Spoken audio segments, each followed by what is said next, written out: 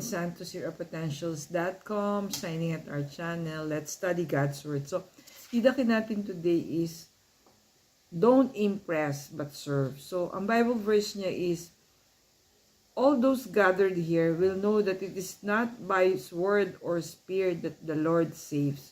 That's First Samuel verse 17, or chapter 17, verse 47. So, ang storyteller natin or writer today, si Brother Rex Mendoza, one of the financial mentors at the feast. So, ano siya, investment. He owns an investment firm. So, sabi niya, he was invited in Hong Kong by an investment firm to be a speaker. So, sabi niya, nung nakita niya yung mga international speakers from multinational companies, so, nagkaroon siya ng fear and doubt sa self niya. So, sabi niya, am I ready for this? So, what it is consult his mga mentor. So, sabi ng mentor niya, if you will focus on your fear and doubts, so magpo-focus ka lang on your performance. So, ang suggestion niya is to channel your thoughts to and energy, how to make a difference in the lives of your audience. So, ano ba yung, who will be the participants of that conference, or that meeting, or that gathering. So, parang doon siya pinapafocus ng kanyang mentor.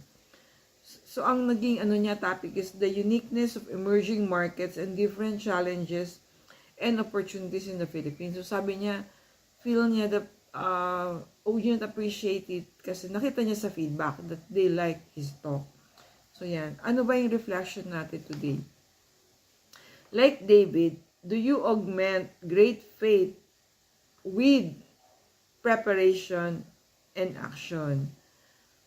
Most importantly, do you recognize your talents and realize how you can use this to serve God and fellow men? Yan.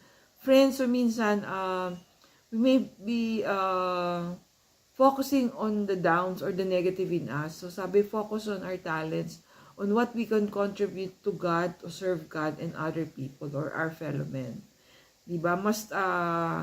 We will be energized and motivated to contribute and to share our skills sa mga skills that or gifts that the Lord has given us.